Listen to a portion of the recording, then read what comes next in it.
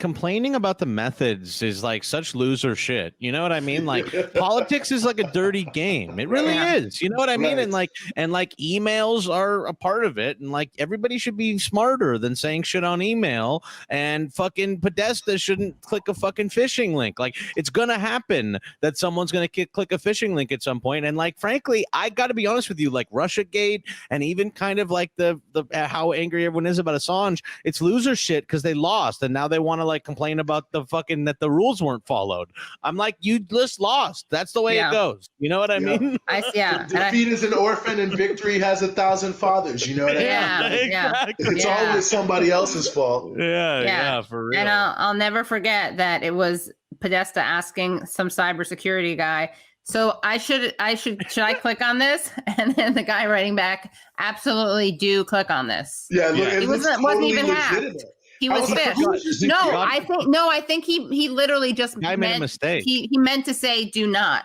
Oh wow, that's what it was. Like, which is like funnier. Do click on this, and then Podesta clicks on it, and like, which is also funny because like, in what context would Podesta think that a guy would recommend? Like, absolutely do click on this. It's like, well, I mean, this is the guy who left his laptop in a cab and had his secretary email him that the password to get into something that he was signed into was password. Oh my god! So, I mean, it's like, but like the way I feel about it is I'm like, listen, like it's going to be this way. Like politics are dirty and we're in a digital age now and there's more like record of what people say and everything like that. So let's stop like Hillary Clinton was actually, you know, ahead on this. And that's why she tried to break federal law and set up a fucking private email server. Like and that's a great point. Of anybody, this person should have been more aware that you don't say shit on email because because she went to a great and illegal, you know, she went to an illegal length to avoid FOIA requests, literally because of emails. There's a good case to make that Hillary Clinton and Cheryl Mills and Huma Abedin violated the Federal Records Act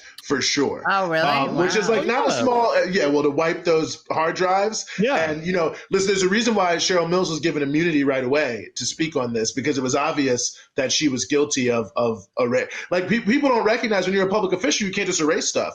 They erased 20,000 emails, I think it was. And also the server was specifically set up because they knew that everything had to be held on records. It's they were like, okay, so how do we get around that? We set up a private thing, and then that became a big fucking problem. Like, I mean, she told Goldman Sachs you have to have a public and a private position. I know you can argue about whether or not like it's important or blah blah blah or whatever, and I don't really give a fuck. But like, you should understand as a political actor that doing something illegal will give you massive liability for your enemies, and you know, and frankly, like if you've already been hit with that liability, then like tell everybody don't send stuff that's bad on email, because that's what we were worried about in the first place, and now we have to have records. So Nina Tanden, don't say that we should bomb them and charge them for it. You know what I mean? It's the same people who are the people who made sure that Hunter Biden spoke at the DNC so that they could show how much the Republican argument is ridiculous. I mean,